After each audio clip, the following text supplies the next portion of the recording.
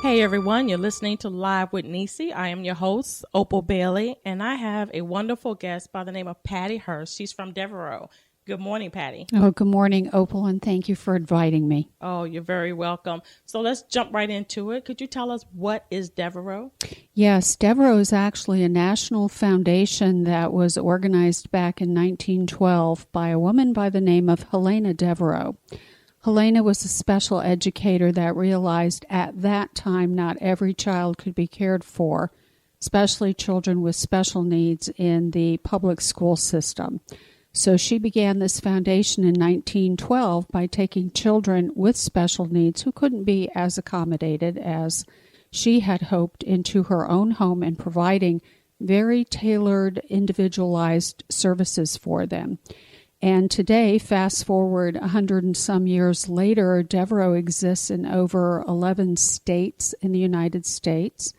And Florida is the second largest treatment program for Devereaux, established in 1988. So we continue to provide highly individualized services to children with emotional needs, behavioral health care needs, children that are on, when I say children, children and teens, that are on the autism spectrum. And now our most recent program implementation is for girls removed from human sexual trafficking. What are the ages of children and teens that you accept, and what is the limitation of them? Well, we have a number of different programs and levels of treatment within Devereaux. We have services that we provide in some places in Florida that are prevention in nature. So that might be from birth up to the 18th birthday and inclusive of assisting some families. We have foster care programs in some parts of Florida. Here in Brevard, our main focus is residential treatment. We have group homes, and we have a very intensive residential treatment program / specialty hospital. This is the program that you toured that has 136 beds. That license allows us to have children as young as 5, but only up to in most circumstances, up to the 18th birthday. So it varies depending on the setting that the child is in the program and how it's licensed by the state of Florida, the Department for Children and Families, the Agency for Healthcare Administration. We have a number of people that are regulating our programs to ensuring that we're providing the best quality treatment possible for these children. Can you share your typical day at Devereaux? A typical day at Devereaux. Well, probably typical means atypical, but in any program that a child exists, all of these children are coming from some unfortunate circumstances. A lot of them have been, not all of them, but a lot of them have been abused and neglected. And so that what we really can provide for them that they need beyond clinical treatment is structure. So I'm going to use our hospital as an example. 24-hour service provision to these children who live with us, anywhere from 9 months to a year and a half, and sometimes even beyond that. So our direct care staff that are with our children, direct care professionals, 24 hours a day, they're in this home-like setting with them, waking them up, seeing that they do hygiene, taking them over to the cafeteria to get their breakfast. They have a little bit of downtime. Then it's time for school. Regardless of where a child is placed, they are going to be part of a school day because school is the business of children. I mean, it's very important that we provide academic services as well as clinical services to these kids. And at that hospital campus, and I'm speaking of the one on Morrell Road, we have our own private school that is privately accredited, but we follow the school system, if you were, that Brevard County has. So what we provide in terms of curriculum and so forth is in sync with Brevard County School Board. After school, then the fun begins because the children they have recess and so forth within the school day, but they have physical activities, which, as you know, are important for every child. They also have therapies that need to occur. Each of those children also has either a clinical therapist, a master's level clinical therapist, or a behavioral therapist. And some children require both of those modalities. In addition to that, we have nurses physically present on all of the residential units. So the nurses are working with the kids as well. They work on not just healthcare matters, referring them to a physician when they're ill, but they also conduct groups and classes for the children. Our nursing director, we're very proud of her diabetic teaching class. She does menu planning for kids that come in, and she provides them with the knowledge of how they can have wonderful diets. It's not about what they can't have, it's about what they can have. So she takes them, she does meal planning, they go shopping at Publix, they come back, they prepare the food. It's a wonderful program, and everybody, including staff sometimes, is surprised at what can be possible for these children. Because we're a hospital and we have a pediatric endocrinologist, Dr. Duncan, on our staff since day one, we can take some very brittle diabetics. So kids that are non-compliant with their diabetic treatment are perfect for our program because we have the behavioral expertise and the medical expertise as well to meet the child's needs. Now, when I toured your facility last week, you took me down to some of the classrooms. So can you express or share how does each classroom ministers, I say minister, to each minister child's is a good need? word. Yeah, minister is a good word. Well, our children are actually organized by grade level, which for them sometimes is reading level. And unfortunately, we get kids in at a very advanced stage that are non-readers. So a big thrust in the morning, the very first class of the morning, which is something I don't interrupt with tours, that's considered very sacrosanct, is reading program. We're trying to elevate that child's reading level. So by the time they leave us, they're either on level or they're close to being on level. We have a lot of success with that because we put our emphasis for that. So we have about 20 classrooms, and they're organized according to age and gender. We have the girls' teen unit is in separate classes from the boys' teen unit, and I think that's probably understandable. We don't want the children to be distracted with a lot of normal teenage issues that come up. We really want the focus to be on their treatment, and while they're in the school, on their academic treatment. Everything we do at that campus is considered treatment, and everything is a treatable moment for the children. So it's run very professionally. I think the thing that I admire most about the classrooms in that campus, because we do such very specific work, it's long-term but intensive residential treatment for children.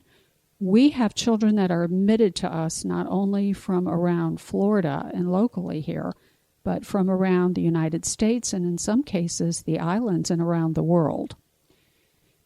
Therefore, if a child is coming to us from, I'm just going to throw out an example here, New Jersey, Cherry Hill, New Jersey, and they're on track to graduate with a regular diploma, as many of our children do. We hold graduations there upon the occasion when kids meet their criteria.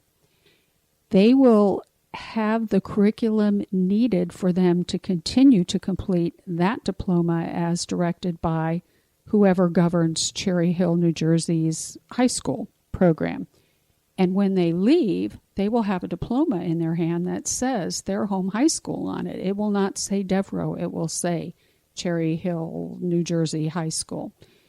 And I think that that's amazing to me, that the teachers who are providing already clinical treatment for the kids, behavioral treatment while they're in the classroom, academic treatment that meets all of Brevard County standards and beyond, to whatever that, again, goes back to that individualized treatment concept that Helena Devereaux had and we still provide today.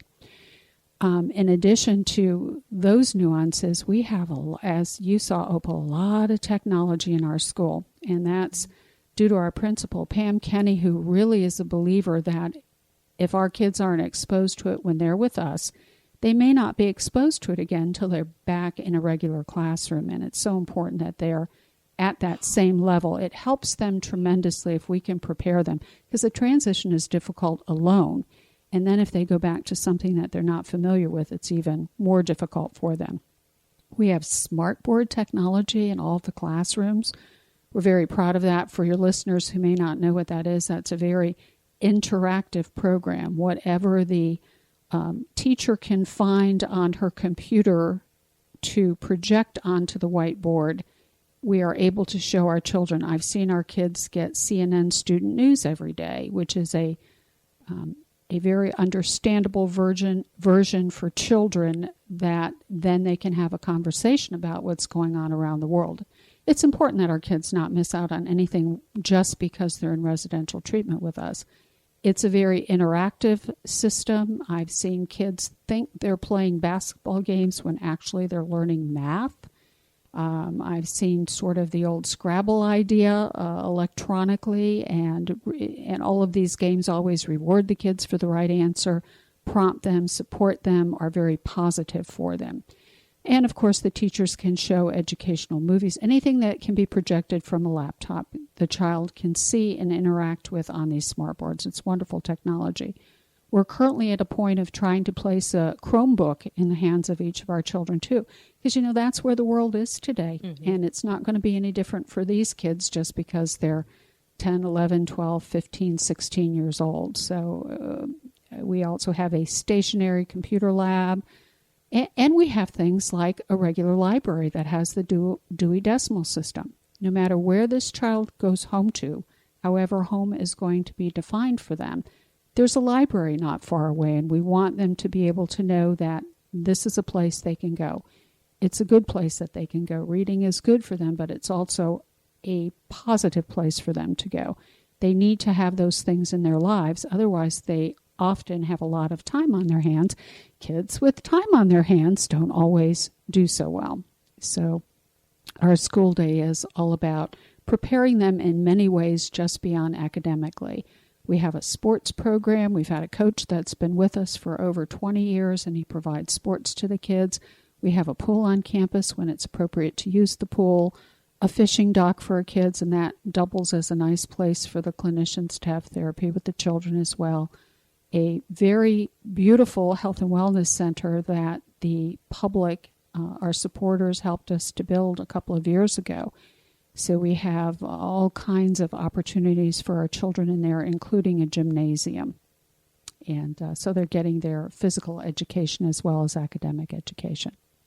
When I left from the tour, one thing that stood out to me the most was when you had mentioned we are not a controlled program.